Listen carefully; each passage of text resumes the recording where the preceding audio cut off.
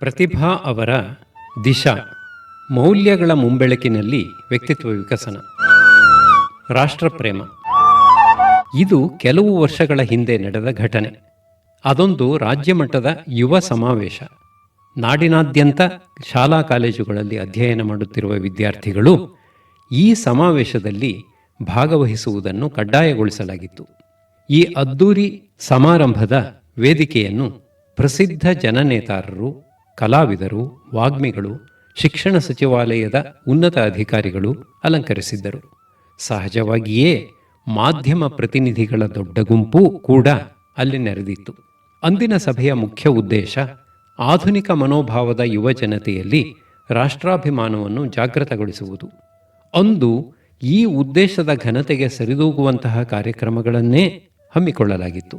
ಈ ಸಮಾವೇಶಕ್ಕೆಂದು ನಡೆದ ಸಿದ್ಧತೆ, ಅದರ ಹಿಂದಿದ್ದ ಕಳಕಳಿ, ಪರಿಶ್ರಮ, ಕಾರ್ಯಕ್ರಮಗಳ ಗುಣಮಟ್ಟ ಎಲ್ಲವೂ ಉತ್ಕೃಷ್ಟವಾಗಿಯೇ ಇತ್ತು. ಇನ್ನು ಕಾರ್ಯಕ್ರಮ ಯಶಸ್ವಿಯಾಗದಿರುವುದುಂಟೆ, ಆದರೆ ಕಾರ್ಯಕ್ರಮ ಅಕ್ಷರಶಃ ವಿಫಲವಾಯಿತು. ಕಾರಣ, ರಾಜ್ಯದ ವಿವಿಧ ಸ್ಥಳಗಳಿಂದ ಸಭೆಗೆ ಆಗಮಿಸಿದ ಯುವಕ ಯುವತಿಯರು ಎಬ್ಬಿಸಿದ ದೊಂಬಿಯ ಪರಿಯನ್ನು ವರ್ಣಿಸಲು ಸಾಧ್ಯವೇ ಇಲ್ಲ. ತಂಡ ತಂಡವಾಗಿ ಸಭೆಯಲ್ಲಿ ಕುಳಿತಿದ್ದ ಈ ಎಳೆಯರು ಕಾರ್ಯಕ್ರಮದ ಕುರಿತು ಯಾವುದೇ ಆಸಕ್ತಿಯನ್ನು ತೋರಲಿಲ್ಲ. ಅವರ ಪಾಡಿಗೆ ಅವರು ಹರಟೆ ಹೊಡೆಯುವುದರಲ್ಲಿ ಮಗ್ನರಾಗಿದ್ದರು. ವೇದಿಕೆಯಲ್ಲಿ ಗಣ್ಯರು ಎದ್ದು ನಿಂತು ಆದರ್ಶಗಳ ಮತ್ತು ಉನ್ನತ ಮೌಲ್ಯಗಳ ಕುರಿತು ಮಾತನಾಡಿದಾಗಲೆಲ್ಲ ಅವರನ್ನು ಗಟ್ಟಿಯಾಗಿ ಲೇವಡಿ ಮಾಡುತ್ತಿದ್ದ ಚೇಷ್ಟೆ ಹುಡುಗರಿಗೂ ಸಭೆಯಲ್ಲಿ ಕೊರತೆ ಇರಲಿಲ್ಲ. ವೇದಿಕೆಯಲ್ಲಿ ಕಾರ್ಯಕ್ರಮಗಳು ನಡೆಯುತ್ತಿರುವಾಗಲೇ ಯುವಜನರು ಗುಂಪು ಗುಂಪಾಗಿ ಎದ್ದು ಹೊರಗೆ ನಡೆಯುತ್ತಿದ್ದರು. ಇನ್ನು ತಮಾಷೆ ನೋಡಲೋಸುಗ ಹೊರಗಿನಿಂದ ಶಾಮಿಯಾನದ ಒಳಗೆ ನಿರಂತರ ಸಾಗಿ ಬರುತ್ತಿದ್ದ ಗುಂಪುಗಳೂ ಇದ್ದವು. ವಿಪರೀತ ಗದ್ದಲ, ಶೀಟಿ, ಹತೋಟೆಗೆ ಬಾರದ ಕುಹಕ, ನಗೆ, ಒಟ್ಟಿನಲ್ಲಿ ಅಲ್ಲೆಂಥ ಗೊಂದಲದ ಸನ್ನಿವೇಶ ಸೃಷ್ಟಿಯಾಗಿತ್ತು ಎನ್ನುವುದನ್ನು ಕಂಡವರು ಮಾತ್ರವೇ ಬಲ್ಲರು. ಇಂಥ ಅರಾಜಕತೆಯನ್ನು ನೋಡಿ ಈ ವಿದ್ಯಾರ್ಥಿಗಳನ್ನು ಸಭೆಗೆ ಕರೆತಂದಿದ್ದ ಅಧ್ಯಾಪಕರು ಅವರನ್ನು ನಿಯಂತ್ರಿಸಲು ಇನ್ನಿಲ್ಲದಂತೆ ಶ್ರಮಿಸುತ್ತಿದ್ದರು. ಆದರೆ ಆ ಗಲಾಟೆಯಲ್ಲಿ ಅಧ್ಯಾಪಕರು ನೀಡಿದ ಎಚ್ಚರಿಕೆ ಅರಣ್ಯರೋದನವಾಯಿತು ಅಷ್ಟೇ. ಇನ್ನು ಸಭೆಯ ಮುಂಚೂಣಿಯಲ್ಲಿದ್ದ ರಾಷ್ಟ್ರನಾಯಕರು ನಿಶ್ಶಬ್ದವಾಗಿ ಕುಳಿತು ಸಭೆಯ ಕಾರ್ಯಕಲಾಪಗಳಲ್ಲಿ ಭಾಗವಹಿಸುವಂತೆ ವಿದ್ಯಾರ್ಥಿಗಳಿಗೆ ಮೇಲಿಂದ ಮೇಲೆ ಮನವಿ ಮಾಡಿಕೊಂಡರು. ಅವರ ಈ ಮಾತುಗಳು ಯಾರ ಕಿವಿಯನ್ನೂ ತಲುಪಿದಂತೆ ಕಾಣಲಿಲ್ಲ. ಓರ್ವ ಸಚಿವರಂತೂ ಮೈಕಿನ ಮುಂದೆ ನಿಂತು, ನಾನು ಹೇಳುತ್ತಿದ್ದೇನೆ, ಸುಮ್ಮನೆ ಕುಳಿತುಕೊಳ್ಳಿ ಎಂದು ಆಜ್ಞಾಪಿಸಿದರು. ಏನೂ ಪ್ರಯೋಜನವಾಗಲಿಲ್ಲ. ಅತಿಥಿ ವಕ್ತಾರರು ಈ ಪರಿಸ್ಥಿತಿಯಲ್ಲೇ ತಮ್ಮ ಭಾಷಣಗಳನ್ನು ಮುಗಿಸಿದರು. ಸಭೆಯಲ್ಲಿದ್ದ ಅನೇಕ ಹಿರಿಯರು ಈಗಿನ ಕಾಲದ ಹುಡುಗರಿಗೆ ದೇಶಪ್ರೇಮ ಕಲಿಸಲು ಹೊರಟ ನಮಗೆ ಬುದ್ಧಿ ಇಲ್ಲ, ಇವರೇ ನಮ್ಮ ದೇಶದ ಭವಿಷ್ಯ ಎನ್ನುವುದನ್ನು ನೆನೆಸಿಕೊಂಡರೆ ಭಯವಾಗುತ್ತದೆ ಎಂದು ಗೊಣಗಾಡುತ್ತಲೂ ಇದ್ದರು. ಒಂದು ಹಂತದಲ್ಲಿ ಇದ್ದಕ್ಕಿದ್ದಂತೆ ಸಭೆಯಲ್ಲಿ ನೀರವತೆ ನೆಲೆಸಿತು. ಆ ಮೌನದಲ್ಲೇನೋ ಗೌರವ, ಕುತೂಹಲ, ನಿರೀಕ್ಷೆ. ಹುಡುಗರ ಗಲಾಟೆಯಿಂದ ಬೇಸತ್ತು ತಲೆ ತಗ್ಗಿಸಿ ಕುಳಿತಿದ್ದವರು ಅಚ್ಚರಿಯಿಂದ ಕತ್ತೆತ್ತಿ ನೋಡುತ್ತಾರೆ. ವೇದಿಕೆಯಲ್ಲಿ ಶ್ರೀ ಉನ್ನಿಕೃಷ್ಣನ್ ಅವರು ಭಾಷಣ ಮಾಡಲು ಎದ್ದು ನಿಂತಿದ್ದಾರೆ. ಇವರು 26/11 ಉಗ್ರರ ದಾಳಿಗೆ ಮುಂಬೈ ನಡುಗಿದಾಗ ಅಂಜದೆ ಹೋರಾಡಿ ಪ್ರಾಣಾರ್ಪಣೆ ಮಾಡಿದ ಹುತಾತ್ಮ ಯೋಧ ದಿವಂಗತ ಸಂದೀಪ್ ಉನ್ನಿಕೃಷ್ಣನ್ ಅವರ ತಂದೆ. ಸಭೆ ಉಸಿರಾಡುವುದನ್ನೂ ಮರೆತು ಅವರ ಮಾತುಗಳನ್ನು ಕೇಳಲು ಶ್ರದ್ಧೆಯಿಂದ ಸನ್ನದ್ಧವಾಯಿತು. ತಮ್ಮ ಮಾತುಗಳನ್ನು ಗಂಭೀರವಾಗಿಯೇ ಪ್ರಾರಂಭಿಸಿದ ಶ್ರೀ ಉನ್ನಿಕೃಷ್ಣನ್ ನೇರವಾಗಿ ಸಭೆಯನ್ನು ಕೇಳಿದರು. ರಾಷ್ಟ್ರದ ರಕ್ಷಣೆಗಾಗಿ ಕಿಂಚಿತ್ತೂ ಹಿಂದೆ ಮುಂದೆ ನೋಡದೆ ಪ್ರಾಣವನ್ನು ಅರ್ಪಿಸಲು ಸಿದ್ಧರಾಗಿರುವ ಇಬ್ಬರು ವ್ಯಕ್ತಿಗಳು ಇಂದು ನಿಮ್ಮ ಮುಂದಿದ್ದಾರೆ. ನಾನು ಮತ್ತು ನನ್ನ ಪತ್ನಿ. ನನ್ನ ಪುತ್ರನಂತೂ ಇದನ್ನು ಮಾಡಿಯೇ ತೋರಿಸಿದ್ದಾನೆ. ಈಗ ಹೇಳಿ, ನಮ್ಮ ದೇಶ ಆಪತ್ತಿಗೆ ಸಿಲುಕಿದರೆ ಅದರ ರಕ್ಷಣೆಗಾಗಿ ಸರ್ವಸ್ವವನ್ನೂ ತ್ಯಾಗ ಮಾಡಲು ನಿಮ್ಮಲ್ಲಿ ಎಷ್ಟು ಜನ ಸಿದ್ಧರಾಗಿದ್ದೀರಿ? ಈ ಆಹ್ವಾನಕ್ಕೇ ಕಾಯುತ್ತಿದ್ದಂತೆ 1,00,000 ಯುವಜನರಿದ್ದ ಸಭೆ ಒಕ್ಕೊರಳಿನಿಂದ ನಾವು ಎಂದು ಘೋಷಿಸಿತು. ಆಗ ಶ್ರೀ ಉನ್ನಿಕೃಷ್ಣನ್ ಬಿಗಿಯಾದ ದನಿಯಲ್ಲಿ ಹೇಳಿದರು, ಇಲ್ಲ, ಬಹುಶಃ ಯಾರೊಬ್ಬರೂ ಇಲ್ಲ. ಇಲ್ಲಿಯವರೆಗೆ ನೀವು ನಡೆದುಕೊಂಡ ರೀತಿಯನ್ನು ಗಮನಿಸಿದ್ದೀರಾ? ಇದು ದೇಶಕ್ಕಾಗಿ ತ್ಯಾಗ ಮಾಡಲು ಸಿದ್ಧರಾಗಿರುವವರ ಲಕ್ಷಣವೇ? ದೇಶಕ್ಕಾಗಿ ದುಡಿಯಬೇಕಾದರೆ ನಮ್ಮ ವ್ಯಕ್ತಿತ್ವ ಹೇಗಿರಬೇಕು? ಸುಮಾರು 15 ನಿಮಿಷಗಳ ಕಾಲ ಶ್ರೀ ಉನ್ನಿಕೃಷ್ಣನ್ ಅವರು ತಮ್ಮ ಎದುರಿನಲ್ಲಿದ್ದ ಯುವಜನತೆಗೆ ನಿರ್ದಾಕ್ಷಿಣ್ಯವಾಗಿ ಬುದ್ಧಿಮಾತುಗಳನ್ನು ಹೇಳಿದರು. ಆಶ್ಚರ್ಯ, ಅಲ್ಲಿಯವರೆಗೆ ಯಾರನ್ನೂ ಲಕ್ಷಿಸದೆ ಸ್ವೇಚ್ಛೆಯಾಗಿ ವರ್ತಿಸುತ್ತಿದ್ದ ಯುವಜನರು ಶ್ರೀ ಉನ್ನಿಕೃಷ್ಣನ್ ಅವರ ಗಂಭೀರವಾದ ಹಿತವಚನಗಳನ್ನು ಮತ್ತು ನೇರವಾದ ಬೈಗುಳಗಳನ್ನು ಕೋಪದಿಂದಲ್ಲ, ಆದರದಿಂದ ಸ್ವೀಕರಿಸಿದರು. ಅವರು ತಮ್ಮ ಮಾತನ್ನು ಮುಗಿಸಿದಾಗ ಸಭೆ ಜೈ ಹಿಂದ್, ಒಂದೇ ಮಾತರಂ ಎಂದು ಘೋಷಿಸಿ ಕರತಾಟನ ಮಾಡಿತು. ಆಧುನಿಕ ಮನೋಭಾವದ ಯುವಜನಾಂಗಕ್ಕೆ ದೇಶಭಕ್ತಿ ಎಲ್ಲಿದೆ ಎಂದು ಮೂಗು ಮುರಿಯುತ್ತಾ ಆ ಸಭೆಯಲ್ಲಿ ಆಸೀನರಾಗಿದ್ದ ಹಿರಿಯರು ಇದೀಗ ತಮ್ಮ ಗ್ರಹಿಕೆಯನ್ನು ತಾವೇ ಪ್ರಶ್ನಿಸಿಕೊಳ್ಳುವಂತಾಯಿತು. ನಮ್ಮಲ್ಲಿ, ವಿಶೇಷತಃ ಯುವಜನರಲ್ಲಿ ಇತ್ತೀಚೆಗೆ ರಾಷ್ಟ್ರಪ್ರೇಮ ಬಹಳ ಮಟ್ಟಿಗೆ ಲುಪ್ತವಾಗಿ ಹೋಗಿದೆ ಎನ್ನುವುದು ಆಗಾಗ ಕೇಳಿಬರುವ ವಿಷಾದದ ಮಾತು. ಆದರೆ ಮೇಲಿನ ಘಟನೆಯಲ್ಲಿ ರಾಷ್ಟ್ರಕ್ಕಾಗಿ ಮಹಾತ್ಯಾಗವನ್ನು ಮಾಡಿದ ಶ್ರೀ ಉನ್ನಿಕೃಷ್ಣನ್ ಅವರನ್ನು ಅಷ್ಟೊಂದು ಯುವಜನರು ಗೌರವದಿಂದ ನಡೆಸಿಕೊಂಡ ರೀತಿಯನ್ನು ಗಮನಿಸಿದರೆ ಈ ವಿಷಾದದ ಭಾವನೆ ಸರಿ ಎನಿಸುತ್ತದೆಯೇ? ಅಂತಾರಾಷ್ಟ್ರೀಯ ಕ್ರಿಕೆಟ್ ಪಂದ್ಯಗಳಲ್ಲಿ ಭಾರತದ ತಂಡ ಗೆದ್ದಾಗ ದೇಶಗಳ ಉದ್ದಗಲಕ್ಕೂ ಉಕ್ಕಿ ಹರಿಯುವ ಸಂತೋಷದ ಹುಚ್ಚುಹೊಳೆ, ಸೋತಾಗ ಹಿಡಿತಕ್ಕೇ ಬಾರದೆ ವ್ಯಕ್ತವಾಗುವ ಸಾಮೂಹಿಕ ಕೋಪತಾಪ, ಜಾಗತಿಕ ಮಟ್ಟದಲ್ಲಿ ನಮ್ಮ ದೇಶದವರು ಮಾಡುವ ಸಾಧನೆಗಾಗಿ ಇಡೀ ದೇಶ ಸಂಭ್ರಮಿಸುವ ರೀತಿ, ಭಾರತೀಯ ಸಂಜಾತರಾಗಿರುವ ಮತ್ತು ಈಗ ಅನ್ಯ ದೇಶದ ಪ್ರಜೆಗಳಾಗಿ ವಿಶಿಷ್ಟ ಸಾಧನೆ ಮಾಡಿರುವ ಗಣ್ಯರಿಗೆ ದೊರೆಯುವ ಹಿರಿದಾದ ಮನ್ನಣೆಗಳು ತಮ್ಮವರಿಗೇ ಸಂದ ಗೌರವ ಎಂದು ಭಾವಿಸಿ ಅಥವಾ ಭ್ರಮಿಸಿ ರಾಷ್ಟ್ರಕ್ಕೆ ರಾಷ್ಟ್ರವೇ ರೋಮಾಂಚನವನ್ನು ಅನುಭವಿಸುವ ಪರಿ ಭ್ರಷ್ಟಾಚಾರದ ವಿರುದ್ಧ ಪ್ರಾಮಾಣಿಕರಾದ ಜನಪ್ರತಿನಿಧಿಗಳು ನಡೆಸುವ ಹೋರಾಟಕ್ಕೆ ಇಡೀ ದೇಶವೇ ಸ್ಪಂದಿಸಿ ರಾಷ್ಟ್ರೀಯ ಕಳಕಳಿಯನ್ನು ಅಭಿವ್ಯಕ್ತಗೊಳಿಸುವ ವಿಧಾನ, ಇವನ್ನೆಲ್ಲ ಕಣ್ಮುಂದೆ ತಂದುಕೊಂಡಾಗ ನಮ್ಮಲ್ಲಿ ರಾಷ್ಟ್ರಾಭಿಮಾನ ಕುಗ್ಗಿ ಹೋಗಿದೆ ಎನ್ನುವ ನಕಾರಾತ್ಮಕ ಭಾವನೆ ಎಷ್ಟರ ಮಟ್ಟಿಗೆ ಸರಿ ಎನ್ನುವ ಪ್ರಶ್ನೆ ಉದ್ಭವಿಸುತ್ತದೆ. ಪ್ರಸ್ತುತ ಪರಿಸ್ಥಿತಿಯ ಮತ್ತೊಂದು ಪಾರ್ಶ್ವವನ್ನು ನೋಡಿ. ಉದ್ಯೋಗದಲ್ಲಿ ಅದಕ್ಷತೆ, ಅಪ್ರಾಮಾಣಿಕತೆ, ಕಾರ್ಯವಿಳಂಬ ನೀತಿ, ದೇಶವನ್ನು ಮಾರಿಯಾದರೂ ಸಂಪತ್ತನ್ನು ಕೊಳ್ಳೆ ಹೊಡೆಯುವ ಸ್ವಾರ್ಥ ಸಾಧಕತೆ, ಅಮಾನುಷ ಎನ್ನಿಸುವಷ್ಟರ ಮಟ್ಟಿನ ಭ್ರಷ್ಟಾಚಾರ, ರಾಷ್ಟ್ರವನ್ನು ರಕ್ಷಿಸಬೇಕಾದವರೇ ಭಕ್ಷಿಸಲು ಮುಂದಾಗುವ ಲಾಲಸತೆ, ಸ್ವಂತ ಸೋದರ ಸೋದರಿಯರಾದ ದೇಶ ಬಾಂಧವರನ್ನು ಭ್ರಾತೃತ್ವದಿಂದಲ್ಲ ಕಪಟ, ಮೋಸ ಮತ್ತು ತಾರತಮ್ಯಗಳಿಂದ ನಡೆಸಿಕೊಳ್ಳುವ ರೀತಿ, ರಾಷ್ಟ್ರೀಯ ಹಬ್ಬಗಳಿಗೆ ಗೈರು ಹಾಜರಾಗುವ ಬೇಜವಾಬ್ದಾರಿ, ಕಾನೂನುಗಳನ್ನು ಉಲ್ಲಂಘಿಸಿ ಅಥವಾ ಅವುಗಳಿಂದ ನುಣುಚಿಕೊಂಡು ಕಾರ್ಯ ಸಾಧಿಸಿಕೊಳ್ಳುವ ಅಸಹ್ಯಕರ ಜಾಣ್ಮೆ, ಪರದೇಶದಿಂದ ಆಗಮಿಸುವ ಪ್ರವಾಸಿಗಳನ್ನು ವಂಚಿಸಿ ರಾಷ್ಟ್ರದ ಮರ್ಯಾದೆಯನ್ನು ಹರಾಜು ಹಾಕುವ ಅಕ್ಷಮ್ಯ ನಡವಳಿಕೆ, ವ್ಯಾಪಾರ ಉದ್ಯಮಗಳಿಗಾಗಿ ವಿದೇಶಗಳಿಗೆ ತೆರಳಿ ಅಲ್ಲಿ ಅಪರಾಧಗಳನ್ನೆಸಗಿ ದೇಶಕ್ಕೆ ಅಪಮಾನವನ್ನುಂಟು ಮಾಡುವ ವಿಧಾನ, ಇವೆಲ್ಲ ರಾಷ್ಟ್ರಪ್ರೇಮವುಳ್ಳ ನಾಗರಿಕರಿಗೆ ಒಪ್ಪುವ ವರ್ತನೆಯೇ? ಹಾಗಾದರೆ ನಮ್ಮಲ್ಲಿ ರಾಷ್ಟ್ರಪ್ರೇಮ ಬತ್ತಿ ಹೋಗಿದೆಯೇ? ಈ ಪ್ರಶ್ನೆಗೆ ಉತ್ತರ ಬಹುಶಃ ಹೌದು, ಇಲ್ಲ ಎನ್ನುವ ಎರಡು ಅತಿರೇಕಗಳ ಮಧ್ಯೆ ಅಡಗಿದೆ. ಈ ಪರಿಸ್ಥಿತಿಯನ್ನು ದಾಟಿ ನಾವು ನಮ್ಮಲ್ಲಿ ಅಪ್ಪಟ ದೇಶಪ್ರೇಮ ನಿಶ್ಚಯವಾಗಿಯೂ ಇದೆ ಎಂದು ಆತ್ಮವಿಶ್ವಾಸದಿಂದ ಹೇಳುವಂತಾಗಬೇಕು. ಇಂಥ ಮಹತ್ತರವಾದ ಗುರಿಯತ್ತ ಮುನ್ನಡೆಯುವ ಮೊದಲು ನಮ್ಮ ಚಿಂತನೆ ಮತ್ತು ಮನೋಭಾವಗಳಲ್ಲಿ ಸ್ಪಷ್ಟತೆಯನ್ನು ತಂದುಕೊಳ್ಳಬೇಕು.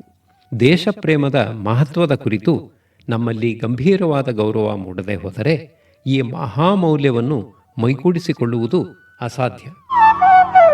ಇತ್ತೀಚೆಗೆ ಜಾಗತೀಕರಣದಿಂದ ಪ್ರಭಾವಿತರಾದ ಹಲವು ಜನ ದೇಶಪ್ರೇಮ ಎನ್ನುವ ಮೌಲ್ಯಕ್ಕೆ ಇಂದಿನ ದಿನಗಳಲ್ಲಿ ಹೆಚ್ಚೇನೂ ಅರ್ಥವಿಲ್ಲ, ಇಡೀ ವಿಶ್ವವೇ ಒಂದು ಸಣ್ಣ ಗ್ರಾಮ ಎನ್ನಿಸುವಂತೆ ವಿಭಿನ್ನ ರಾಷ್ಟ್ರಗಳ ನಡುವೆ ಆಧುನಿಕ ಸಂಚಾರ, ಸಂಪರ್ಕ ವ್ಯವಸ್ಥೆಗಳು ಹಾಗೂ ವ್ಯಾಪಾರ ವಹಿವಾಟುಗಳು ಏರ್ಪಟ್ಟಿರುವಾಗ ನಾವು ಹುಟ್ಟಿದ ರಾಷ್ಟ್ರಕ್ಕೆ ನಿಷ್ಠರಾಗಿರಬೇಕಾದ ಅಗತ್ಯವಾದರೂ ಏನು? ಬದಲಾಗಿ ಯಾವುದೋ ಒಂದು ರಾಷ್ಟ್ರದಲ್ಲಿದ್ದು ನಮ್ಮ ಏಳಿಗೆಯನ್ನು ನಾವು ಸಾಧಿಸಿಕೊಂಡರಾಯಿತು. ಅಲ್ಲದೆ ನಾವು ಭಾರತದಲ್ಲಿ ಜನಿಸಿದ್ದು ಒಂದು ಆಕಸ್ಮಿಕ ತಾನೇ. ಹಾಗಿರುವಾಗ ನಮ್ಮ ಬಗ್ಗೆ ಭಾರತವಾಗಲಿ ಭಾರತದ ಬಗ್ಗೆ ನಾವಾಗಲಿ ಅಭಿಮಾನವನ್ನು ಬೆಳೆಸಿಕೊಳ್ಳುವುದು ಕೇವಲ ಭಾವುಕತೆ ಅಲ್ಲವೇ ಎನ್ನುವ ವಾದವನ್ನು ಮುಂದಿಡುತ್ತಿದ್ದಾರೆ. ಈ ಅಂಶದ ಕುರಿತು ಅರಿವನ್ನು ತಿಳಿಗೊಳಿಸಿಕೊಂಡು ಸರಿಯಾದ ನಿಲುವನ್ನು ತಾಳುವವರೆಗೆ ದೇಶಪ್ರೇಮವನ್ನು ಬೆಳೆಸಿಕೊಳ್ಳುವ ಕಾರ್ಯಕ್ಕೆ ನಾವು ಕೈಹಾಕುವುದು ವ್ಯರ್ಥ. ಜಾಗತೀಕರಣದಿಂದ ವಿವಿಧ ದೇಶಗಳ ನಡುವೆ ಆರೋಗ್ಯಕರ ಸಂಬಂಧಗಳು ಏರ್ಪಟ್ಟು ವ್ಯಾಪಾರ ವ್ಯವಹಾರಗಳಿಗೆ ಜಾಗತಿಕ ಅವಕಾಶಗಳು ದೊರೆತಿರುವುದು ಶ್ಲಾಘನೀಯವೇ. ಇದರ ಪರಿಣಾಮವಾಗಿ ಎಲ್ಲರಲ್ಲೂ ನಾವು ಜಗತ್ತಿನ ಪ್ರಜೆಗಳು ಎನ್ನುವ ವಿಶಾಲ ಭಾವನೆ ಮೂಡುವುದಾದರೆ ಅದು ಅತ್ಯಂತ ಸ್ವಾಗತಾರ್ಹ ಎನ್ನುವುದು ಖಂಡಿತ. ಆದರೆ ಆ ವೈಶಾಲ್ಯ ಎಲ್ಲರಲ್ಲೂ ಮೂಡಬೇಕು ಎನ್ನುವ ನಿರೀಕ್ಷೆ ಒಳ್ಳೆಯ ಆಶಯವಾದೀತೇ ವಿನ ಮಾತನಾಡುವಷ್ಟು ಸುಲಭವಾಗಿ ಕಾರ್ಯಸಾಧ್ಯವಾಗಲಾರದು. ಆದ್ದರಿಂದ ನಮಗೆ ಆಶ್ರಯವನ್ನೂ ಬದುಕುವ ಅವಕಾಶವನ್ನೂ ಸಹಜವಾಗಿ ಇತ್ತಿರುವ ನಮ್ಮ ದೇಶದ ಕುರಿತು ನಾವು ಭಕ್ತಿ ತಾಡುವುದು ಅತ್ಯಂತ ಅವಶ್ಯಕ. ಯಾವುದೇ ನೆಲೆ ಇಲ್ಲದೆ ನಿರಾಶ್ರಿತರಾಗಿ ಎಲ್ಲ ರಾಷ್ಟ್ರಗಳನ್ನೂ ಆಶ್ರಯಕ್ಕಾಗಿ ಬೇಡುವವರ ದಯನೀಯ ಸ್ಥಿತಿಯನ್ನು ಒಮ್ಮೆ ಗಂಭೀರವಾಗಿ ಅವಲೋಕಿಸಿ. ನಮ್ಮ ರಾಷ್ಟ್ರ ಎನಿಸಿಕೊಂಡಿರುವ ಭೌಗೋಳಿಕ ಪ್ರದೇಶಕ್ಕೆ ನಾವು ನಿಷ್ಠರಾಗಿರುವ ಅಗತ್ಯ ಎಷ್ಟಿದೆ ಎನ್ನುವುದು ಹಗಲಿನಷ್ಟು ಸ್ಪಷ್ಟವಾಗುತ್ತದೆ. ಅಷ್ಟೇ ಅಲ್ಲ, ನಮ್ಮ ದೇಶದ ಕುರಿತು ಅಭಿಮಾನವನ್ನು ಬೆಳೆಸಿಕೊಂಡ ಮಾತ್ರಕ್ಕೆ ಇತರ ರಾಷ್ಟ್ರಗಳ ಕುರಿತು ಅವಹೇಳನಕಾರಿಯಾದ ಭಾವನೆಯನ್ನು ಬೆಳೆಸಿಕೊಳ್ಳುವಂತೆ ಆಗಬೇಕಾಗಿಲ್ಲ. ನಮ್ಮ ದೇಶಾಭಿಮಾನ ಆರೋಗ್ಯಕರವಾಗಿದ್ದರೆ ಅನ್ಯ ರಾಷ್ಟ್ರಗಳ ಕುರಿತು ಸೌಹಾರ್ದ ಸೌಜನ್ಯಗಳ ಭಾವನೆ ನಮ್ಮಲ್ಲಿ ಖಂಡಿತ ಮೂಡುತ್ತದೆ. ನಮ್ಮ ರಾಷ್ಟ್ರದೊಳಗೆ ಇರುವ ಹಲವು ಕುಂದುಕೊರತೆಗಳನ್ನು, ಲೋಪದೋಷಗಳನ್ನು ಮತ್ತು ದೇಶವಾಸಿಗಳ ಅಹಿತಕರ ನಡವಳಿಕೆಯನ್ನು ಕಂಡು ಹಾಗೂ ಅನುಭವಿಸಿ ಈ ದೇಶ ನನಗೆ ಮಾಡಿರುವುದಾದರೂ ಏನು, ಇದರ ಕುರಿತು ನನಗೆ ಪ್ರೀತಿ ಏಕಾದರೂ ಬೆಳೆಯಬೇಕು ಎನ್ನುವವರಿದ್ದಾರೆ. ಆಳವಾದ ನಿರಾಶೆ ಮತ್ತು ನೋವು ಅಂಥವರು ಈ ಬಗೆಯ ಧೋರಣೆಯನ್ನು ತಳೆಯುವಂತೆ ಮಾಡುತ್ತದೆ. ಆದರೆ ಸದೃಢ ವ್ಯಕ್ತಿತ್ವವನ್ನು ಬೆಳೆಸಿಕೊಳ್ಳಲು ಬಯಸುವವರು ಇಂಥ ನಕಾರಾತ್ಮಕವಾದ ಮನೋಭಾವವನ್ನು ತಳೆಯುವಂತಿಲ್ಲ. ನಮ್ಮ ರಾಷ್ಟ್ರದಲ್ಲಿ ಹಲವಾರು ಅಸಮರ್ಪಕ ವ್ಯವಸ್ಥೆಗಳು ಇರಬಹುದು, ಅಸಹನೀಯವಾದ ಅಭ್ಯಾಸಗಳು ಇರಬಹುದು. ಆದರೇನಂತೆ, ಅದನ್ನು ಬದಲಿಸುವ ಹೊಸ ಬಾಳ್ವೆಯ ರೀತಿಯನ್ನು ರೂಪಿಸುವ ಸಾಧ್ಯತೆಯೂ ಇದ್ದೇ ಇದೆ. ಆದ್ದರಿಂದ ನಮ್ಮ ದುರ್ಗುಣಗಳನ್ನು ನಾವು ತಿದ್ದಿಕೊಂಡರೆ ನಮ್ಮ ದೇಶ ಸ್ವರ್ಗವಾಗಲೇಬೇಕಲ್ಲವೇ? ಅಷ್ಟೇ ಅಲ್ಲ, ಯಾವುದೇ ರಾಷ್ಟ್ರದಲ್ಲೇ ಆಗಲಿ ದುರ್ಜನರು ಇರುವಂತೆಯೇ ಸಜ್ಜನರೂ ಇದ್ದೇ ಇರುತ್ತಾರೆ ತಾನೆ ಎಂದ ಮೇಲೆ ರಾಷ್ಟ್ರ ಯಾವುದೇ ವ್ಯಕ್ತಿಗಿಂತ ಅಥವಾ ವ್ಯಕ್ತಿಗಳ ಸಮೂಹಕ್ಕಿಂತ ಬೃಹತ್ತಾದದ್ದು ಎನ್ನುವುದೂ ನಿಜವೇ. ನಮ್ಮ ತಪ್ಪುಗಳಿಗಾಗಿ ರಾಷ್ಟ್ರವನ್ನು ನಿಂದಿಸುವುದು ಹುಂಬತನದ ಪರಮಾವಧಿ. ಯಾವುದೇ ರಾಷ್ಟ್ರ ಎಲ್ಲ ಆಯಾಮಗಳಲ್ಲೂ ಪರಿಪೂರ್ಣವಾಗಿ ಇರುವುದಿಲ್ಲ. ಅದನ್ನು ಪರಿಪೂರ್ಣವಾಗಿಸುವ ಹೊಣೆಗಾರಿಕೆ ಅದರ ನಿವಾಸಿಗಳಾದ ಪ್ರಜೆಗಳದು. ರಾಷ್ಟ್ರ ಪ್ರೇಮದ ನಿಜವಾದ ಅರ್ಥ ಈ ಹೊಣೆಗಾರಿಕೆಯನ್ನು ಇಚ್ಛೆಪಟ್ಟು ಹೊರಬಲ್ಲ ಮನಸ್ಥಿತಿಯನ್ನು ನಿರ್ಮಿಸುವುದು.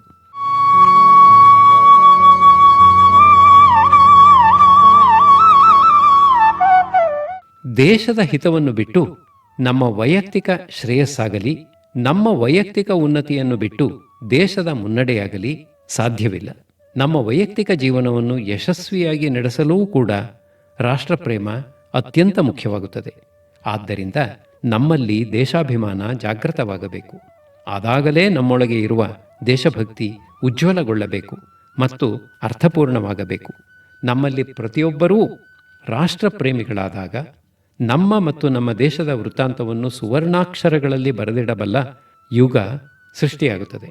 ಅಂತಹ ಸುಸಮಯವನ್ನು ಬೇಗ ಸ್ವಾಗತಿಸಲು ಸಾಧ್ಯವೆನಿಸುವಂತೆ ನಾವು ದೇಶಪ್ರೇಮವನ್ನು ರೂಢಿಸಿಕೊಳ್ಳಲು ಪೂರಕವಾದ ಕೆಲವು ಸಲಹೆಗಳು ಇಲ್ಲಿವೆ. 1. ಅಮೆರಿಕಾದ ಖ್ಯಾತ ವಕೀಲರೂ ಪತ್ರಕರ್ತರೂ ಆಗಿದ್ದ ಅಡ್ಲಾಯ್ ಸ್ಟೀವೆನ್ಸನ್ ಹೇಳುತ್ತಾರೆ, ದೇಶಪ್ರೇಮ ಎನ್ನುವುದು ಕ್ಷಣಿಕವಾದ, ತರಾತುರಿಯಲ್ಲಿ ಉಕ್ಕಿಬರುವ ಭಾವೋದ್ವೇಗವಲ್ಲ. ಅದು ಜೀವನದುದ್ದಕ್ಕೂ ಕಂಡುಬರುವ ಶಾಂತವಾದ ಮತ್ತು ಸ್ಥಿರವಾದ ಸಮರ್ಪಣಾ ಭಾವ. ಈ ಮಾತುಗಳನ್ನು ನಾವು ಮನನ ಮಾಡಬೇಕು. ದೇಶಪ್ರೇಮವೆಂದರೆ ಆಗಾಗ ವ್ಯಕ್ತಪಡಿಸಬಹುದಾದ ಭಾವೋದ್ವೇಗ ಎಂದೇ ನಾವು ನಂಬಿರುವಂತಿದೆ. ದೇಶಪ್ರೇಮದ ಹೆಸರಿನಲ್ಲಿ ನಾವು ದಾರಿ ತಪ್ಪುತ್ತಿರುವುದು ಇಲ್ಲಿಯೇ. ಪರರಾಷ್ಟ್ರಗಳೊಂದಿಗೆ ಸ್ಪರ್ಧೆಗೆ ಇಳಿದಾಗ ನಮ್ಮ ರಾಷ್ಟ್ರಕ್ಕೆ ಬೆಂಬಲ ಸೂಚಿಸಿ ನಾವು ತೋರುವ ಭಾವಾತಿರೇಕ ದೈನಂದಿನ ಜೀವನದಲ್ಲಿ ಕಾರ್ಯನಿಷ್ಠೆಯಾಗಿ, ಕಾನೂನುಬದ್ಧತೆಯಾಗಿ, ಸೌಜನ್ಯಪೂರ್ಣ ನಡವಳಿಕೆಯಾಗಿ, ಸಾರ್ವಜನಿಕ ವಲಯದಲ್ಲಿ ಪ್ರಾಮಾಣಿಕತೆಯಾಗಿ ಹೊರಹೊಮ್ಮುತ್ತಿಲ್ಲ. ಎಂದರೆ ನಮ್ಮ ದೇಶ ಪ್ರೇಮ ಇನ್ನೂ ಪರಿಪಕ್ವತೆಯನ್ನು ಪಡೆದುಕೊಂಡಿಲ್ಲ, ಅರ್ಥಪೂರ್ಣತೆಯನ್ನು ಗಳಿಸಿಲ್ಲ ಎನ್ನುವುದೇ ಸತ್ಯ. ವಿದೇಶಗಳೊಂದಿಗೆ ಸೆಣಸಾಡುವಾಗ ಖಂಡಿತವಾಗಿಯೂ ನಮ್ಮ ದೇಶಕ್ಕೆ ಬೆಂಬಲವನ್ನು ನಾವು ಸೂಚಿಸಬೇಕು. ಆದರೆ ನಮ್ಮ ರಾಷ್ಟ್ರಪ್ರೇಮ ಅಷ್ಟಕ್ಕೇ ಸೀಮಿತವಾದರೆ ನಾವು ಒಂದು ರಾಷ್ಟ್ರವಾಗಿ ಪರಿಣಾಮಕಾರಿ ರೀತಿಯಲ್ಲಿ ಪ್ರಗತಿಯನ್ನು ಸಾಧಿಸಲು ಸಾಧ್ಯವಿಲ್ಲ. ಆದ್ದರಿಂದ ಈ ಕುರಿತು ಗಂಭೀರವಾಗಿ ಆಲೋಚಿಸೋಣ. ನಮ್ಮ ಪ್ರತಿಯೊಂದು ಕೆಲಸದ ಜೊತೆಯಲ್ಲಿ ಇದರಿಂದ ನನ್ನ ದೇಶದ ಮೇಲೆ ಆಗಬಹುದಾದ ಪರಿಣಾಮ ಏನು ಎನ್ನುವ ಆಲೋಚನೆಯನ್ನು ತಂದುಕೊಳ್ಳೋಣ. ನಮ್ಮ ಕೃತಿ ದುಷ್ಪರಿಣಾಮವನ್ನು ಬೀರುವಂತಿದ್ದರೆ ಅದನ್ನು ತ್ಯಜಿಸೋಣ. ಸತ್ಪರಿಣಾಮವನ್ನು ಮೂಡಿಸುವಂತಿದ್ದರೆ ಮುಂದುವರಿಸೋಣ. ಈ ಮೂಲಕ ಉಂಟಾಗುವ ಬದಲಾವಣೆ ನಿಜವಾದ ದೇಶಪೂಜೆ. 2. ದೇಶಪ್ರೇಮ ಜೀವನ ಪೂರ್ತಿ ನಮ್ಮಲ್ಲಿ ಅಂತರ್ಗತವಾಗಿರಬೇಕಾದ ಒಂದು ಪ್ರಮುಖ ಮೌಲ್ಯ. ಇದನ್ನು ಸಾಧಿಸುವುದು ಹೇಗೆ? ನಾವು ಯಾವ ಕ್ಷೇತ್ರದಲ್ಲೇ ಕಾರ್ಯಪ್ರವೃತ್ತರಾಗಿರಲಿ, ನಾವು ಅತ್ಯಂತ ಶ್ರೇಷ್ಠ ರೀತಿಯಲ್ಲಿ ಕೆಲಸ ಮಾಡಬೇಕು ಮತ್ತು ಸಶಕ್ತ ಸಜ್ಜನಿಕೆಯ ವ್ಯಕ್ತಿತ್ವವನ್ನು ರೂಪಿಸಿಕೊಳ್ಳಬೇಕು. ವಿದ್ಯಾರ್ಥಿ ದೆಸೆಯಲ್ಲಿ ನಾವು ಹೃತ್ಪೂರ್ವಕವಾಗಿ ಜ್ಞಾನಾರ್ಜನೆ ಮಾಡಬೇಕು ಮತ್ತು ಜೀವನದುದ್ದಕ್ಕೂ ಮೌಲಿಕವಾದ ವಿಷಯಗಳನ್ನು ಕಲಿತು ಅನುಷ್ಠಾನಕ್ಕೆ ತರುವ ತವಕವನ್ನು ಬೆಳೆಸಿಕೊಳ್ಳಬೇಕು. ಪ್ರತಿಯೊಂದು ಕ್ಷೇತ್ರದಲ್ಲಿ ದುಡಿಯುವ ಪ್ರತಿಯೊಬ್ಬರೂ ತಮ್ಮ ಅಂತಃಸತ್ವವನ್ನು ಬೆಳೆಸಿಕೊಳ್ಳುತ್ತಾ ಶಕ್ತಿಯಿಂದ ಮತ್ತಷ್ಟು ಶಕ್ತಿಯ ಕಡೆಗೆ, ದಕ್ಷತೆಯಿಂದ ಇನ್ನಷ್ಟು ದಕ್ಷತೆಯ ಕಡೆಗೆ, ಉತ್ಪಾದಕತೆಯಿಂದ ಹೆಚ್ಚಿನ ಉತ್ಪಾದಕತೆಯ ಕಡೆಗೆ, ಕೌಶಲದಿಂದ ಪರಿಪೂರ್ಣತೆಯ ಕಡೆಗೆ ಉದ್ದೇಶಪಟ್ಟು ಕಾರ್ಯನಿರ್ವಹಿಸಲು ಪಣತೊಟ್ಟರೆ ಕೆಲವೇ ವರ್ಷಗಳಲ್ಲಿ ನಾವು ನಮ್ಮ ರಾಷ್ಟ್ರವನ್ನು ಅಭಿವೃದ್ಧಿಯ ಪಥದಲ್ಲಿ ಬಹಳ ದೂರ ಕರೆದೊಯ್ಯಬಹುದು. ಇದು ಪ್ರಾಮಾಣಿಕವಾದ ದೇಶ ಪ್ರೀತಿಯ ಪ್ರತೀಕ. ನಾವು ಶ್ರೇಷ್ಠರಾಗಬೇಕು, ಆಗಲೇಬೇಕು. 3. ನಮ್ಮ ಕ್ಷೇತ್ರಗಳಲ್ಲಿ ನಾವು ಶ್ರೇಷ್ಠರಾಗಿ ಹೊರಹೊಮ್ಮುವುದು ಮತ್ತು ಅತ್ಯುತ್ಕೃಷ್ಟವಾಗಿ ಕಾರ್ಯನಿರ್ವಹಿಸುವುದು ನಮ್ಮ ರಾಷ್ಟ್ರಪ್ರೇಮದ ಮೊದಲ ಹಂತ. ಆದರೆ ಇಷ್ಟು ಸಾಲದು. ನಾವು ವಿವಿಧ ವಲಯಗಳಲ್ಲಿ ಕಾರ್ಯನಿರ್ವಹಿಸುವವರ ಜೊತೆಯಲ್ಲಿ ಸಮಾಲೋಚಿಸಿ ಒಂದು ತಂಡವಾಗಿ ಕಾರ್ಯನಿರ್ವಹಿಸುವ ಗುಣ ಮತ್ತು ಸಾಮರ್ಥ್ಯವನ್ನು ಬೆಳೆಸಿಕೊಳ್ಳಬೇಕು. ಒಂದು ರಸ್ತೆಯನ್ನು ಒಮ್ಮೆ ಕಾರ್ಪೊರೇಷನ್ನಿನವರು, ಮತ್ತೊಮ್ಮೆ ವಿದ್ಯುತ್ ಮಂಡಳಿಯವರು, ಇನ್ನೊಮ್ಮೆ ಟೆಲಿಕಾಂ ಸಂಸ್ಥೆಯವರು ಅಗೆಯುತ್ತಿದ್ದರೆ ಆ ರಸ್ತೆಯಲ್ಲಿ ಸಂಚರಿಸುವವರ ಸ್ಥಿತಿ ಹೇಗಿರುತ್ತದೆ? ಈ ಮೂರೂ ಇಲಾಖೆಯವರು ಕಲೆತು ಸಮಾಲೋಚಿಸಿ ಒಮ್ಮೆ ರಸ್ತೆಯನ್ನು ಅಗೆದು ಅವರವರ ಕಾರ್ಯವನ್ನು ಪೂರೈಸಿ ಮತ್ತೆ ಡಾಂಬರು ಬಳಿದು ಸುಸ್ಥಿತಿಗೆ ತಂದರೆ ಹೇಗಿರುತ್ತದೆ? ಈ ಉಪಾಯದಿಂದ ಎಷ್ಟು ಹಣ, ಸಮಯ ಮತ್ತು ಪರಿಶ್ರಮ ಉಳಿತಾಯವಾಗುತ್ತದೆ ಯೋಚಿಸಿ. ಆದ್ದರಿಂದ ತಂಡದಲ್ಲಿ ಕೆಲಸ ಮಾಡುವ ಕೌಶಲವನ್ನು ನಾವು ಅಭ್ಯಾಸ ಮಾಡಬೇಕು. ರಾಷ್ಟ್ರಾಭಿವೃದ್ಧಿಗೆ ಇದು ಅತ್ಯಂತ ಅವಶ್ಯಕ. 4. ನಮ್ಮ ರಾಷ್ಟ್ರ ಜ್ಞಾನಾರ್ಜನೆಯಲ್ಲಿ ಮುಂಚೂಣಿಯಲ್ಲಿ ಇರುವಂತೆ ನಾವು ಜಾಗರೂಕತೆಯಿಂದ ನೋಡಿಕೊಳ್ಳಬೇಕು. ಹೊಸ ವಿಚಾರಗಳಿಗೆ ತೆರೆದ ಮನಸ್ಸುಗಳನ್ನು, ನೂತನ ವಿಷಯಗಳನ್ನು ಕಲಿತುಕೊಳ್ಳಲು ಉತ್ಸಾಹವನ್ನು, ಈ ನೆಲದಲ್ಲಿ ಪರಂಪರಾನುಗತವಾಗಿ ಬಂದ ಜ್ಞಾನಶಾಖೆಗಳನ್ನು ಕಡೆಗಣಿಸದೆ ಅಧ್ಯಯನ ಮಾಡುವ ವೈಜ್ಞಾನಿಕ ಮನೋಭಾವವನ್ನು, ಹಳೆಯ ವಿಷಯಗಳನ್ನು ನವೀನ ದೃಷ್ಟಿಕೋನದಿಂದ ನೋಡುವ ಸ್ವಂತಿಕೆಯನ್ನು, ಗಣಿತ, ವಿಜ್ಞಾನವೇ ಮೊದಲಾದ ವಿಷಯಗಳನ್ನು ಕಲಿಯುವಲ್ಲಿ ನಿರಂತರ ಶ್ರದ್ಧೆಯನ್ನು, ವಿಭಿನ್ನ ಅಭಿಪ್ರಾಯಗಳನ್ನು ವ್ಯಕ್ತಪಡಿಸುವ ಧೈರ್ಯವನ್ನು ಮತ್ತು ನಮ್ಮ ಅಭಿಮತಕ್ಕೆ ವಿರೋಧವೆನಿಸುವ ಅಭಿಪ್ರಾಯಗಳನ್ನು ಸಹನೆಯಿಂದ ಕೇಳಿ ಚರ್ಚಿಸುವ ನಿಷ್ಪಕ್ಷಪಾತ ದೃಷ್ಟಿಯನ್ನು ನಾವು ಬೆಳೆಸಿಕೊಳ್ಳಬೇಕು. ಇವುಗಳಲ್ಲಿ ಒಂದು ಅಂಶವನ್ನು ನಾವು ನಿರ್ಲಕ್ಷಿಸಿದರೂ ನಮ್ಮ ಜ್ಞಾನ ಸಂಪಾದನೆ ದೋಷಪೂರ್ಣವಾಗಿ ಬಿಡುತ್ತದೆ. ನಮ್ಮ ದೇಶ ಸರ್ವತೋಮುಖವಾಗಿ ಅಭಿವೃದ್ಧಿ ಹೊಂದಲು ಈ ಬಗೆಯ ವೈವಿಧ್ಯಪೂರ್ಣ ಜ್ಞಾನಾರ್ಜನೆ ಬಹಳ ಮುಖ್ಯ. ಸಂಪದ್ಭರಿತ ರಾಷ್ಟ್ರಗಳು ಜ್ಞಾನಾರ್ಜನೆಯತ್ತ ಮನ ಕೊಡದೆ ವಿಲಾಸದಲ್ಲೇ ಮುಳುಗಿದಾಗ ಎಂಥ ಅಪಾಯಗಳು ಸಂಭವಿಸುತ್ತವೆ ಎನ್ನುವುದಕ್ಕೆ ನಮ್ಮ ಮುಂದೆ ಅನೇಕ ಉದಾಹರಣೆಗಳಿವೆ. ಅಂಥ ಅನಾಹುತ ನಮ್ಮ ದೇಶದಲ್ಲಿ ಉಂಟಾಗದಂತೆ ಜ್ಞಾನವನ್ನು ನಿರಂತರವಾಗಿ ಗಳಿಸುವತ್ತ ನಮ್ಮಲ್ಲಿ ಪ್ರತಿಯೊಬ್ಬರೂ ವಿಶೇಷ ಮುತುವರ್ಜಿಯನ್ನು ವಹಿಸಬೇಕು. 5. ನಮ್ಮಲ್ಲಿ ಪ್ರತಿಯೊಬ್ಬರೂ ಕಟ್ಟುಮಸ್ತಾದ, ಶಕ್ತಿಶಾಲಿಯಾದ ಶರೀರವನ್ನು ನಿರ್ಮಾಣ ಮಾಡಿಕೊಳ್ಳಬೇಕು. ಇದರಿಂದ ಶಾಂತಿಯ ಸಮಯದಲ್ಲಿ ಶ್ರಮಪೂರ್ಣ ದುಡಿಮೆ ಸಾಧ್ಯವಾಗುವುದಲ್ಲದೆ ದೇಶಕ್ಕೆ ವಿಪತ್ತು ಒದಗಿದಾಗ ನಮ್ಮ ನಾಡು ಗಡಿಗಳ ರಕ್ಷಣೆಗೆ ನಾವು ಮುನ್ನುಗ್ಗಲು ಸಹಾಯವಾಗುತ್ತದೆ. ಆದ್ದರಿಂದ ಉತ್ತಮ ಆಹಾರವನ್ನು ಸ್ವೀಕರಿಸುವ ಹಾಗೂ ದೈನಂದಿನ ವ್ಯಾಯಾಮವನ್ನು ಮಾಡುವ ಪದ್ಧತಿಯನ್ನು ನಾವು ವ್ರತದಂತೆ ಅನುಸರಿಸಬೇಕು. ಆದರೆ ಯಾವುದೇ ಕಾರಣಕ್ಕೂ ನಾವು ನಮ್ಮ ಬಲವನ್ನು ದುರುಪಯೋಗಪಡಿಸಿಕೊಳ್ಳುವಂತಿಲ್ಲ. 6. ಸ್ವಾತಂತ್ರ್ಯ ದಿನಾಚರಣೆ, ಗಣರಾಜ್ಯೋತ್ಸವವೇ ಮೊದಲಾದ ರಾಷ್ಟ್ರೀಯ ಹಬ್ಬಗಳಲ್ಲಿ ಪ್ರತಿಯೊಬ್ಬ ದೇಶವಾಸಿಯೂ ತಪ್ಪದೇ ಭಾಗವಹಿಸಬೇಕು. ನಮ್ಮ ದೇಶದ ಲಾಂಛನವಾದ ತ್ರಿವರ್ಣ ಧ್ವಜವನ್ನು ವಂದಿಸಬೇಕು. ನಮ್ಮ ರಾಷ್ಟ್ರಗೀತೆಯನ್ನು ಕಲಿತು ಸ್ಪಷ್ಟವಾಗಿ ಹಾಡಬೇಕು. ರಾಷ್ಟ್ರೀಯ ಹಬ್ಬಗಳನ್ನು ರಜಾದಿನಗಳನ್ನಾಗಿ ಕಳೆಯುವ ಉಪೇಕ್ಷೆಯ ಮನೋಭಾವದ ಜಾಗದಲ್ಲಿ ರಾಷ್ಟ್ರಕ್ಕೆ ನಮ್ಮ ಬದ್ಧತೆಯನ್ನು ವ್ಯಕ್ತಪಡಿಸುವ ದಿನಗಳನ್ನಾಗಿ ಆಚರಿಸುವ ಶ್ರದ್ಧೆಯನ್ನು ಪ್ರತಿಷ್ಠಾಪಿಸಿಕೊಳ್ಳಬೇಕು. ನಮ್ಮೊಳಗೆ ರಾಷ್ಟ್ರಪ್ರೇಮದ ಜ್ವಲಂತ ಭಾವನೆಗಳನ್ನು ಜಾಗೃತಗೊಳಿಸಿಕೊಂಡು ಸುತ್ತಮುತ್ತ ಹರಡಲು ರಾಷ್ಟ್ರೀಯ ಹಬ್ಬದ ದಿನಗಳು ಅತ್ಯಂತ ಪ್ರಶಸ್ತವಾದವು. ಈ ದಿವಸಗಳಂದು ನಡೆಯುವ ಧ್ವಜವಂದನಾ ಕಾರ್ಯಕ್ರಮದಲ್ಲಿ ಯುವ ವಾಗ್ಮಿಗಳಲ್ಲಿ ಪ್ರಭಾವಪೂರ್ಣವಾಗಿ ಮಾತನಾಡಬಲ್ಲ ಕೆಲವರು ನಮ್ಮ ಸ್ವಾತಂತ್ರ್ಯ ಯೋಧರ ಜೀವನ ಸಂದೇಶಗಳ ಕುರಿತು ಕಡ್ಡಾಯವಾಗಿ ಮಾತನಾಡಬೇಕು. ಇದಕ್ಕೆ ಹಲವು ತಿಂಗಳುಗಳ ತಯಾರಿಯೇ ಬೇಕಾಗುತ್ತದೆ. ಆದರೆ ಇದೊಂದು ಮುದ ನೀಡುವ ಶೈಕ್ಷಣಿಕ ಅನುಭವ. ಸ್ವಾತಂತ್ರ್ಯಕ್ಕೆ ಹೋರಾಡಿದವರ ತ್ಯಾಗ ಮತ್ತು ಬಲಿದಾನಗಳ ಬಗ್ಗೆ ಕೇಳಿದಾಗ ರಾಷ್ಟ್ರದ ಕುರಿತು ಜವಾಬ್ದಾರಿಯುತ ಮನೋಭಾವ ನಮ್ಮಲ್ಲಿ ಮತ್ತಷ್ಟು ದೃಢವಾಗುತ್ತದೆ. 7. ಪ್ರಸಿದ್ಧ ಲೇಖಕ ಮತ್ತು ವಾಗ್ಮಿ ಜಾರ್ಜ್ ವಿಲಿಯಂ ಕರ್ಟಿಸ್ ಹೇಳುತ್ತಾನೆ, ಓರ್ವ ಮನುಷ್ಯನ ದೇಶ ಎಂದರೆ ಅದು ಕೇವಲ ಒಂದು ಭೂಭಾಗವಲ್ಲ, ಪರ್ವತಗಳಲ್ಲ, ನದಿಗಳಲ್ಲ, ಅರಣ್ಯಗಳಲ್ಲ, ಅದೊಂದು ಮಹಾತತ್ವ. ಆ ಮಹಾತತ್ವಕ್ಕೆ ನಾವು ತೋರಿಸುವ ನಿಷ್ಠೆಯೇ ರಾಷ್ಟ್ರಪ್ರೇಮ. ಎಂಥ ಅರ್ಥಪೂರ್ಣ ನುಡಿಗಳಿವು! ನಮ್ಮ ದೇಶವೂ ಕೂಡ ಹಲವು ಉನ್ನತ ತತ್ವಗಳ ಸಮೂಹ. ವಿವಿಧತೆಯಲ್ಲಿ ಏಕತೆ, ಅದ್ಭುತವಾದ ಸ್ವಾತಂತ್ರ್ಯ, ಸತ್ಯದ ಅಪೇಕ್ಷೆ, ತ್ಯಾಗ, ಭ್ರಾತೃತ್ವ ಇವೇ ಮೊದಲಾದ ಶ್ರೇಷ್ಠ ತತ್ವಗಳ ಸಲಹೆಯ ಮೇಲೆಯೇ ನಮ್ಮ ದೇಶ ರೂಪು ತಳೆದಿದೆ. ನಾವು ಈ ಒಂದೊಂದು ತತ್ವವನ್ನೂ ಮೈಗೂಡಿಸಿಕೊಳ್ಳಬೇಕು. ಎಂಥ ವಿಷಮ ಪರಿಸ್ಥಿತಿಯೇ ಎದುರಾಗಲಿ ನಾವು ಈ ತತ್ವಗಳಿಂದ ವಿಚಲಿತರಾಗಬಾರದು. ವಿಭಿನ್ನ ಧರ್ಮಗಳು, ಭಾಷೆಗಳು, ಆಚಾರ ವಿಚಾರಗಳು, ಆಹಾರ ವಸ್ತ್ರಗಳ ಉಪಯೋಗಗಳು ಮೇಳೈಸಿರುವ ಈ ರಾಷ್ಟ್ರದಲ್ಲಿ ನಮ್ಮ ಬದುಕು ರಸಯಾತ್ರೆಯಾಗಬೇಕೇ ವಿನಾ ನಿತ್ಯ ಕದನದ ಕ್ಷೇತ್ರವಾಗಬಾರದು. ಇದಕ್ಕೆ ತಕ್ಕಂತೆ ನಮ್ಮ ನಡವಳಿಕೆಯನ್ನು ತಿದ್ದಿಕೊಳ್ಳುವುದು ದೇಶಕ್ಕೆ ನಾವು ಸಲ್ಲಿಸುವ ಬಹುದೊಡ್ಡ ಕಾಣಿಕೆ. 8. ರಾಷ್ಟ್ರವೆಂದರೆ ಕೇವಲ ಒಂದು ಭೂಭಾಗವಲ್ಲ, ಪರ್ವತಗಳಲ್ಲ, ನದಿಗಳಲ್ಲ, ಅರಣ್ಯಗಳಲ್ಲ, ಅದೊಂದು ಮಹಾತತ್ವ. ನಿಜ, ರಾಷ್ಟ್ರವೆಂದರೆ ವಿಭಿನ್ನ ಸಾಮಾಜಿಕ, ಸಾಂಸ್ಕೃತಿಕ, ಆರ್ಥಿಕ ಮತ್ತು ಬೌದ್ಧಿಕ ಸ್ತರಗಳಲ್ಲಿರುವ ಹಲವು ವ್ಯಕ್ತಿಗಳ ಬಹುದೊಡ್ಡ ಒಕ್ಕೂಟ. ನಮ್ಮ ದೇಶ ಬಾಂಧವರನ್ನು ಪ್ರಾಮಾಣಿಕವಾದ ಗೌರವದಿಂದ ನೋಡಿಕೊಳ್ಳಬೇಕಾದದ್ದೂ ಕೂಡ ದೇಶಪ್ರೇಮದ ಪ್ರಧಾನ ಲಕ್ಷಣ. ಭ್ರಾತೃತ್ವದ ಕೊಂಡಿಗಳು ಕಳಚದಂತೆ ಸದಾ ಸದೃಢವಾಗಿರುವಂತೆ ನಮ್ಮ ದೇಶವಾಸಿಗಳ ಜೊತೆಯಲ್ಲಿ ನಾವು ವರ್ತಿಸಬೇಕು. ನಮಗಿಂತ ದುರ್ಬಲರಾದವರ ಬಳಿ ನಾವು ಹೆಚ್ಚಿನ ಗೌರವ ಮತ್ತು ಜಾಗರೂಕತೆಗಳಿಂದ ವರ್ತಿಸಬೇಕು. ಅವರ ಏಳ್ಗೆಗೆ ಶ್ರಮಿಸಿ ಸಫಲರಾದಾಗ ಮಾತ್ರ ನಾವು ಶಕ್ತಿಶಾಲಿಗಳು ಎನ್ನುವುದು ಸಾಬೀತಾಗುತ್ತದೆ. ಪಕ್ಷಪಾತ, ಏಕಮುಖವಾದ ಚಿಂತನೆ ಮತ್ತು ಇತರರ ಅಭ್ಯುದಯಗಳಲ್ಲಿ ಅಸಹನೆಗಳು ರಾಷ್ಟ್ರದ ಏಕತೆಯನ್ನು ಛಿದ್ರಗೊಳಿಸುವ ಅಪಾಯಕಾರಿ ಅಂಶಗಳು. ಇವುಗಳನ್ನು ಮೀರಿ ನಾವು ಏಕಮತದಿಂದ ಇರುವ ಅಭ್ಯಾಸವನ್ನು ಪ್ರಯತ್ನಪಟ್ಟು ಮಾಡಬೇಕು. ನಾವು ಒಮ್ಮತದಿಂದಿದ್ದರೆ ನಮ್ಮನ್ನು ದಮನ ಮಾಡುವುದು ಸುಲಭವಲ್ಲ. 9.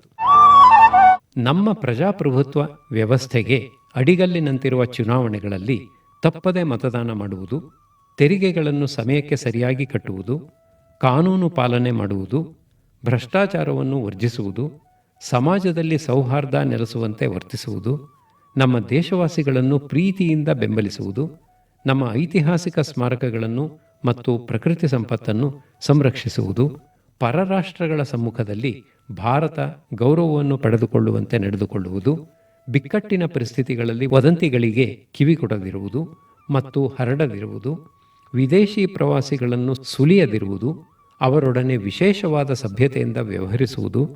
ಹೀಗೆ ದೇಶಪ್ರೇಮವನ್ನು ವ್ಯಕ್ತಪಡಿಸಲು ಹಲವಾರು ನೇರ ಮತ್ತು ಸರಳ ಮಾರ್ಗಗಳು ನಮ್ಮ ಮುಂದಿವೆ ಎಂಬುದನ್ನು ಗಮನಿಸಿ. 10. ನಮ್ಮದೊಂದು ಮಾದರಿ ರಾಷ್ಟ್ರವಾಗಿ ರೂಪುಗೊಳ್ಳಲು ನಾವು ಮಾಡುವ ಪ್ರಾಮಾಣಿಕ ಪ್ರಯತ್ನ ನಮ್ಮ ದೇಶಭಕ್ತಿಯ ದ್ಯೋತಕ. ಇದು ಸಾಧ್ಯವಾಗಬೇಕಾದರೆ ನಮ್ಮ ರಾಷ್ಟ್ರದ ಇತಿಹಾಸವನ್ನು ನಾವು ಆಳವಾಗಿ ಅಧ್ಯಯನ ಮಾಡಬೇಕು.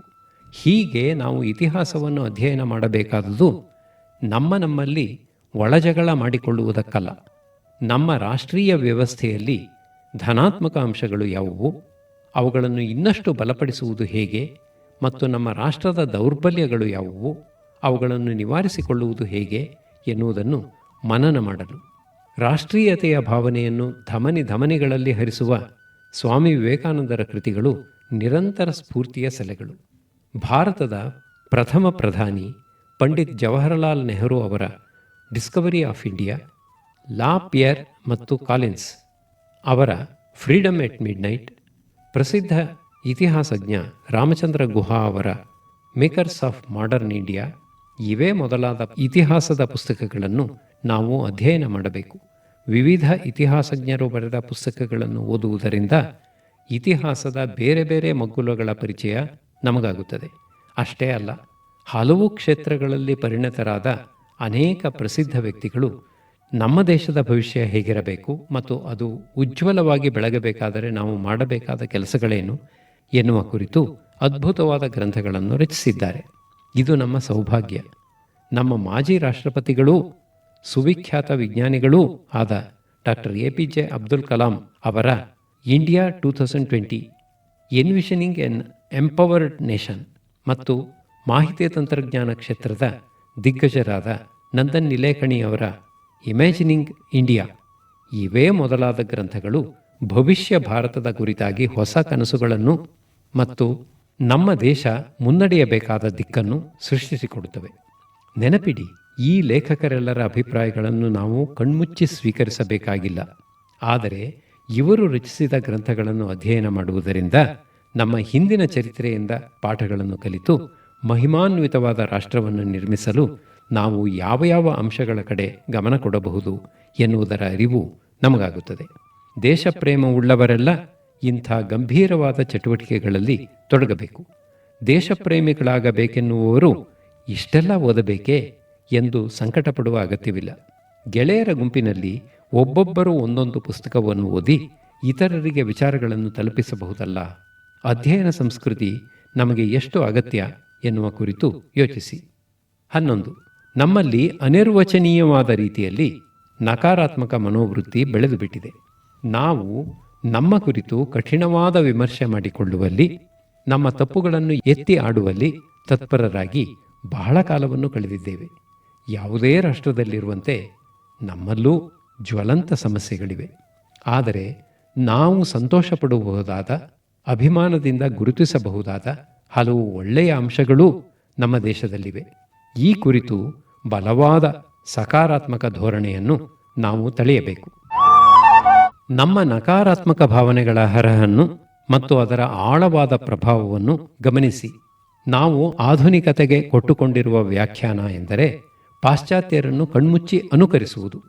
ಯಾರು ಉಡುಗೆ ತೊಡುಗೆಗಳಲ್ಲಿ, ಮಾತುಕತೆಗಳಲ್ಲಿ, ಆಹಾರ ವಿಹಾರಗಳಲ್ಲಿ ಪಾಶ್ಚಾತ್ಯರನ್ನು ಅನುಕರಿಸುತ್ತಾರೋ ಅವರೆಲ್ಲ ಆಧುನಿಕ ವ್ಯಕ್ತಿಗಳು ಎನ್ನುವುದು ನಾವು ಒಪ್ಪಿಕೊಂಡಿರುವ ಆಲೋಚನೆ. ನಮ್ಮ ದೇಶದ ರೀತಿ ರಿವಾಜುಗಳು ಎಷ್ಟೇ ಸತ್ವಪೂರ್ಣವಾಗಿರಲಿ, ಈ ಪರಿಸರಕ್ಕೆ ಪ್ರಸ್ತುತವಾಗಿರಲಿ, ಅವುಗಳನ್ನು ಕಡೆಗಣಿಸುವುದೇ ಪ್ರಗತಿಯ ಸಂಕೇತ ಎನ್ನುವುದು ಎಷ್ಟು ಹಾಸ್ಯಾಸ್ಪದ. ಇತರ ಎಲ್ಲ ಸಂಸ್ಕೃತಿಗಳನ್ನೂ ತನ್ನೊಳಗೆ ಸೇರಿಸಿಕೊಳ್ಳುವ ಉದಾತ್ತ ಪರಂಪರೆ ನಮ್ಮದು ಎನ್ನುವುದೇನೋ ನಿಜವೇ. ಆದರೆ ಹೊರಗಿನಿಂದ ಆಮದು ಮಾಡಿಕೊಂಡ ಜೀವನ ವಿಧಾನಕ್ಕೆ ಮರುಳಾಗಿ ನಾವು ಶತಶತಮಾನಗಳಿಂದ ರೂಢಿಸಿಕೊಂಡು ಬಂದಿದ್ದ ಜೀವನ ಶೈಲಿಯನ್ನು ವಿಚಾರ ಮಾಡದೆ ಪರಿಪೂರ್ಣವಾಗಿ ಅಳಿಸಿ ಹಾಕಲು ಅವಕಾಶ ನೀಡುವುದು ಎಷ್ಟು ಸರಿ? ನಮ್ಮ ರೀತಿ ನೀತಿಗಳ ಮರ್ಮವನ್ನು ಅರಿತು ಅವನ್ನು ನಮ್ಮ ಜೀವನದಲ್ಲಿ ಅತ್ಯಂತ ಪ್ರಧಾನವಾಗಿ ಅಳವಡಿಸಿಕೊಳ್ಳೋಣ. ಹೊರ ದೇಶಗಳಿಂದ ಕೇವಲ ಆಕರ್ಷಕವೆನಿಸುವುದನ್ನಲ್ಲ, ಸಾರವತ್ತಾದ ವಿಷಯಗಳನ್ನು ಕಲಿತು ನಮ್ಮ ದೇಶಕ್ಕೆ ಅನುರೂಪವಾಗುವಂತೆ ಜೀವನದ ಭಾಗವನ್ನಾಗಿ ಮಾಡಿಕೊಳ್ಳೋಣ.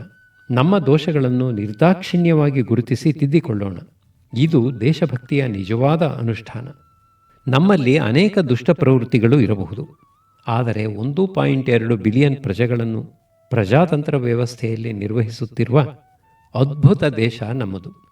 ಅಪೂರ್ವವಾದ ವಿಚಾರ ಮತ್ತು ಅಭಿವ್ಯಕ್ತಿ ಸ್ವಾತಂತ್ರ್ಯ, ಅತ್ಯಂತ ಜಾಗರೂಕವಾಗಿರುವ ಸಮೂಹ ಮಾಧ್ಯಮಗಳು, ಸಕ್ರಿಯವಾಗಿರುವ ನ್ಯಾಯಾಂಗ, ಅತ್ಯಂತ ಶ್ರೀಮಂತವಾದ ಸಾಂಸ್ಕೃತಿಕ ಪರಂಪರೆ, ಬಹುಮಟ್ಟಿಗೆ ಪ್ರಗತಿಶೀಲವೂ ಸ್ಥಿರವೂ ಆಗಿರುವ ಆರ್ಥಿಕ ವ್ಯವಸ್ಥೆ, ವಿಪುಲವಾದ ಅವಕಾಶಗಳು ಇತ್ಯಾದಿ ಹಲವು ಪ್ರಶಂಸಾರ್ಹವಾದ ಅಂಶಗಳಿಂದ ನಮ್ಮ ರಾಷ್ಟ್ರ ಸಮೃದ್ಧವಾಗಿದೆ. ಇವುಗಳ ಕುರಿತು ನಾವು ಅಭಿಮಾನ ಪಡಬೇಕು. ನಮ್ಮಲ್ಲಿರುವ ಕುಂದುಕೊರತೆಗಳ ಬಗ್ಗೆ ನಾವು ಮಾಡಿಕೊಳ್ಳುವ ಟೀಕೆ ನಮ್ಮನ್ನು ಪ್ರಗತಿಯ ಪಥದಲ್ಲಿ ನಿಲ್ಲಿಸುವಂತೆ ಇರಬೇಕೇ ವಿನ ನಿರಭಿಮಾನಿಗಳನ್ನಾಗಿಯೂ ಸಿನಿಕರನ್ನಾಗಿಯೂ ಮಾಡಬಾರದು. ಈ ಕುರಿತು ನಾವು ಎಚ್ಚರವಾಗಿರಬೇಕು. ನಾವು ನಮ್ಮ ವೈಯಕ್ತಿಕ ಬದುಕಿನ ಜೊತೆಗೆ ರಾಷ್ಟ್ರಪರವಾದ ಕಾಳಜಿಯನ್ನು ಬೆಳೆಸಿಕೊಂಡರೆ ಪ್ರತಿಯೊಂದು ವಲಯದಲ್ಲಿಯೂ ಅದ್ಭುತಗಳು ಘಟಿಸುತ್ತವೆ. ನಮ್ಮ ದೇಶ ನಿಜಕ್ಕೂ ಮಹಾನ್ ಆಗುತ್ತದೆ. ಈ ನಿಟ್ಟಿನಲ್ಲಿ ನಿಷ್ಠಾಯುತ ಪ್ರಯತ್ನ ಮಾಡೋಣ. ನಮ್ಮ ಸಾಮರ್ಥ್ಯ, ಸಜ್ಜನಿಕೆ ಮತ್ತು ಸಶಕ್ತ ವ್ಯಕ್ತಿತ್ವಗಳು ರಾಷ್ಟ್ರ ನಿರ್ಮಾಣ ಕಾರ್ಯದಲ್ಲಿ ಅತ್ಯಂತ ಪ್ರಮುಖ ಪಾತ್ರ ವಹಿಸುತ್ತದೆ ಎಂಬುದನ್ನು ಗಮನಿಸೋಣ. ಭ್ರಷ್ಟರಾದ ಹಲವರಿಂದ ತುಂಬಿರುವ ಈ ನಾಡಿನಲ್ಲಿ ಸೌಖ್ಯ ನೆಲೆಸುವುದು ಅಸಾಧ್ಯ ಎನ್ನುವ ನಿರಾಶಾವಾದವನ್ನು ಮೆಟ್ಟಿ ನಿಂತು ಪ್ರಾಮಾಣಿಕವಾಗಿರುವ ಸಭ್ಯ ವ್ಯಕ್ತಿಗಳು ನಾವಾಗೋಣ. ನಮ್ಮ ದೇಶದಲ್ಲಿ ಆಳವಾಗಿ ಬೇರೂರಿರುವ ದುಷ್ಟ ಅಭ್ಯಾಸಗಳು ಮತ್ತು ಸುಸಂಘಟಿತವಾಗಿರುವ ದುಷ್ಟಶಕ್ತಿಗಳ ವಿರುದ್ಧ ಒಂಟಿ ದನಿ ಎತ್ತಿ ಪ್ರಾಣ ಕಳೆದುಕೊಳ್ಳುವುದು ಮೂರ್ಖತನ ಎನ್ನುವುದು ಹಲವರ ವಾದ ಇರಬಹುದು.